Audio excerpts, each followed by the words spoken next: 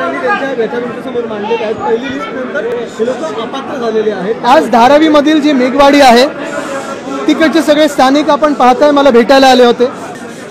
ह्या लोकांनी अदानी समूहावर असेल महाराष्ट्र शासनावर विश्वास ठेवून सर्वे करू दिला आणि सर्वेमध्ये आपण पाहतोय पहिलीच यादीमध्ये 80% लोकांना अपात्र ठरवलं.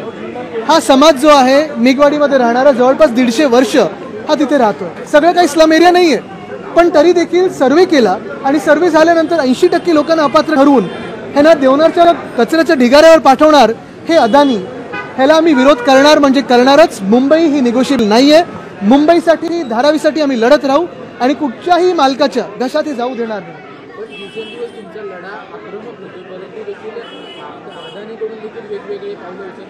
त्यांनी कुठचीही पावलं उचलल्या ते माहीर आहेत. जेव्हा जेव्हा मी अजून एक पाहतो सोशल मीडियावर मी जेव्हा जेव्हा ह्या धारावीबद्दल लिहितो जास्तीत जास्त भाजपकडून ट्रोलिंग शिव्या आरोप हे धारावीच्या आणि अदानीच्या विषय होत आहेत. भाजपबद्दल बोला तर कोणी ट्रोलिंग करत नाही कारण ते भाजपचे ट्रोल्स नुसतं अदानीवर आता अवलंबून आहेत. कितीही ते आक्रमक झाले तरी मुंबईसाठी आम्ही लढू आणि जिंकू. बाकी SRA प्रकल्पामध्ये आहे त्या जागेवर पुनर्विकास होत असतो मात्र धारावीमध्ये देवनार असेल. बिलकुल मी हेच सांगत आलेलो आहे की 2 मागण्या महत्त्वाच्या आहेत ह्याच्यात. पहिलं म्हणजे पात्रता ही 2022चा कट ऑफ ठेवावी आणि दुसरं म्हणजे जसं सगळीकडे SRA मध्ये इन सिटू रिडेव्हलपमेंट होते तिकडच्या तिकडेच त्यांना घरं मिळतात तिकडच्या तिकडेच त्यांना घरं मिळाली पाहिजे. कारण धारावी हा कदाचित जगातला सर्वात मोठा जमीन घोटाळा असू शकतो. आता जे काही आमच्या कानावर येत आहे ते FSI 1.33चा प्राप्त होण्यासाठी अदानी हे टॉयलेटचा देखील सर्वे करतायत आणि ते देखील प्रॉपर्टीमध्ये दाखवत आहेत. म्हणजे बाथरूम असेल पब्लिक टॉयलेट असेल कुठचं बेंच असेल कुठचं पोल असेल हे देखील त्यांनी दाखवायचं सर्वेमध्ये आणि मग त्याच्या अगेन्स्ट त्यांनी 1.33चा FSI घ्यायचा. हे आता अदानीचा प्रयत्न आहे पण हा जगातला सर्वात मोठा लँड घोटाळा जमीन घोटाळा भाजपचा आम्ही करू देणार नाही. कुर्ल्याची जागा मदरडेरीची जागा अदानी समूहाला दिल्यानंतर तिथले आमदारांनी आता स्पष्टीकरण देखील दिले नाही. ते बोलत देखील नाही. बघा ते आमदार आहेत ते लुटेरे आहेत ते डरपोक आहेत ते पळून गेले होते. त्यांनी आधी सांगितलं होतं ते आणि मिहीर कोटेच्यानी की मुलुंड आणि कुर्ल्याची जागा आम्ही अदानीला देणार नाही. आता कुठे आहेत काय बोलतात. आरोप करायला पुढे पुढे पळत असतात. गुवाहाटीला जायला पुढे पुढे होते आता कुठे आहेत. सर याचबरोबर एक राजकीय प्रश्न 5 तारखेला मोर्चा आहे. दोन्ही बंधू एकत्र येणार आहेत. अनेक वर्षानंतर तुम्ही आपल्या मतानुसार की महाराष्ट्राची इच्छा आहे ती पूर्ण होणार. कशा प्रकारे मोर्चा असेल कशा प्रकारे हिंदीची सक्ती नसावी आणि आपण पाहतोय जे महाराष्ट्रात तोडू फोडू आणि राजकारण करू हे जी भाजपचं धोरण आहे त्याच्या विरोधात आम्ही सगळेच एकत्र येतोय. शिवसेना उद्धव बाळासाहेब ठाकरे पक्ष असेल मनसे असेल आम्ही सगळे एकत्र येऊन रस्त्यावर लढू. महाविकास आघाडीतले असतील किंबहुना भाजपमध्ये देखील जर मराठी प्रेमी कोणी असेल आणि जर लाज उरली असेल तर त्यांनी यावं. एक मिनिट मराठी होऊ द्या. मला वाटतं एक आहे अहवाल येणं एक गोष्ट आहे तज्ज्ञांनी अभ्यास करणं एक गोष्ट आहे पण GR काय आम्ही काढलंय. GR वर सही कोणाची आहे आणि अहवाल जर तुम्ही अभ्यास केला तर त्याच्यात पण हेच दिलेलं आहे की हायर एज्युकेशन मध्ये अभ्यासपूर्वक बदल घडवणं गरजेचं आहे. पण मला वाटतं काही जे आरोप करतायत त्यांची स्वप्न किंवा डोळे अजून उघडले नसतील किंवा कुठच्या नशेत आहेत मला माहित नाही पण त्यांना अजूनही वाटतं की उद्धव साहेबच मुख्यमंत्री आहेत. काल मुख्यमंत्र्यांनी एक पत्रकार परिषद घेतली होती ज्यामध्ये त्यांनी असं म्हटलेलं आहे की पहिली दुसरीला हे फक्त मौखिक असेल 3री पासून शिकवलं जाईल पुस्तक देखील. ते शिक्षण मंत्र्यांना पहिलं सांगितलं होतं कृषी मंत्री व्हायला पाहिजे पण हे जरी असलं तरी कृषी खातं कसं सांभाळलं आणि आता शिक्षण खातं कसं सांभाळतात. पहिलं त्यांना शाळेत पाठवा आणि मौखिक आणि पुस्तकं ह्यातलं थोडं फरक कळून कसं नक्की शिकवणार तुम्ही हे बघा. नाही तर काही जे मंत्री आधी होऊन गेलेत महिने बोल्यावाले तसं हिंदी होऊन जाईल त्यांचं. मुंबईच्या कोस्टल रोड आपण पाहतोय की पाणी साचते आणि काही ठिकाणी बांधकामाचा भाग देखील कोसळलेला पाहायला मिळतोय. मुंबईचं कोस्टल रोड हे आमचं स्वप्न होतं. आम्ही ते लोकांसमोर आणलं आणि काम सुरू केलं. भूमिपूजन करून पुढच्या कामाचे टप्पे देखील आम्ही दाखवले. जवळपास 80% काम पूर्ण झालं होतं. आमचं सरकार पाडल्यानंतर भ्रष्टनाथ शिंदेंनी जसं समृद्धीमध्ये आज पाहतोय सगळीकडे खड्डे झालेले आहेत ज्या कारणामुळे त्यांना गुवाहाटीला पळायला लागलं.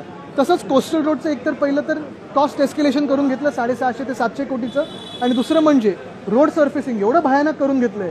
ह्याच सगळ्या घोटाळ्यांमुळे भ्रष्टनाथला गुवाहाटीला पळायला लागला. सर जी युती आता आधी हिंदी सक्तीसाठी झालेली आहे तीच युती सक्तीसाठी बोलतात बघा. तीच युती येणाऱ्या काळात देखील अशीच राहील का निवडणुकीत. बघा मी जर तर मध्ये जाणार नाही. एक महत्त्वाचं आहे की महाराष्ट्राची जी मनात असेल जे तुमच्या सगळ्यांच्या मनात असेल ते निश्चित होईल.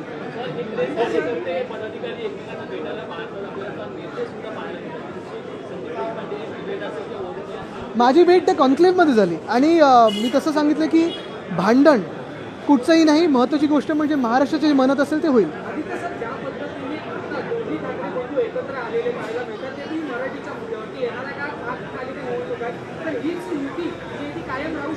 बघा, एक महत्त्वाचं आहे की प्रत्येक गोष्टीत राजकारण पाहू नाही शकत आपण.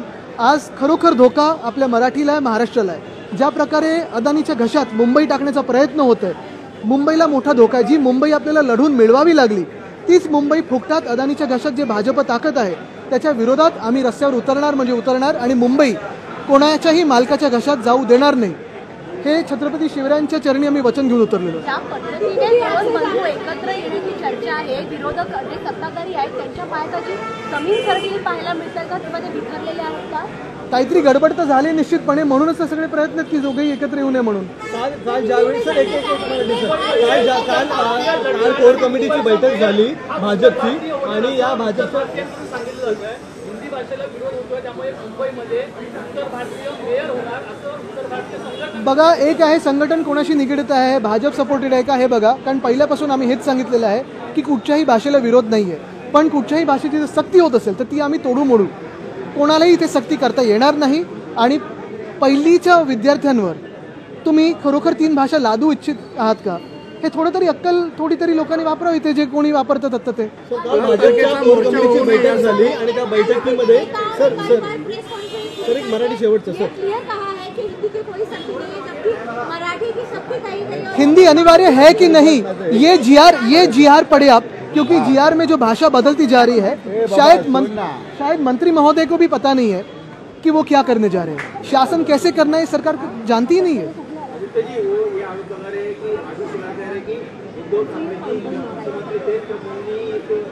देखिए, उनको तो मैं ध्यान देता भी नहीं क्योंकि उनको साइकोलॉजिकल हेल्प की ज़रूरत है, बहुत सारे प्यार की ज़रूरत है, सिंपैथी की ज़रूरत है, तो उनको उन पे मैं बयान नहीं दूंगा.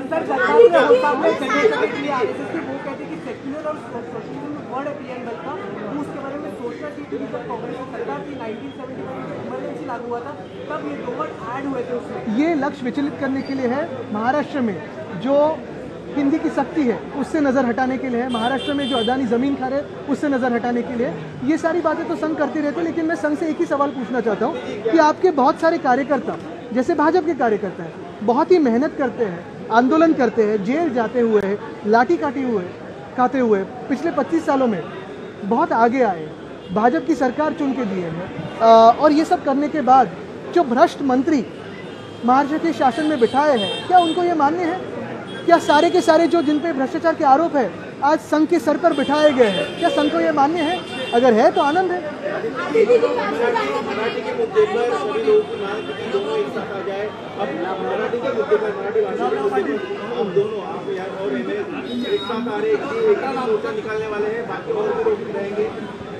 हमारी तो यही इच्छा है कि जो भी महाराष्ट्र प्रेमी है, मराठी प्रेमी है, साथ में है. आदित्यजी, गुलाबराव पाटलांनी काल एक भयंकर स्टेटमेंट केलं की तुम्ही जे काय खाताय, जे काय कपडे हे करताय ते आमच्यामुळं आणि आम्हीच देतो. लोणीकरांनी सांगितलं. लोणीकर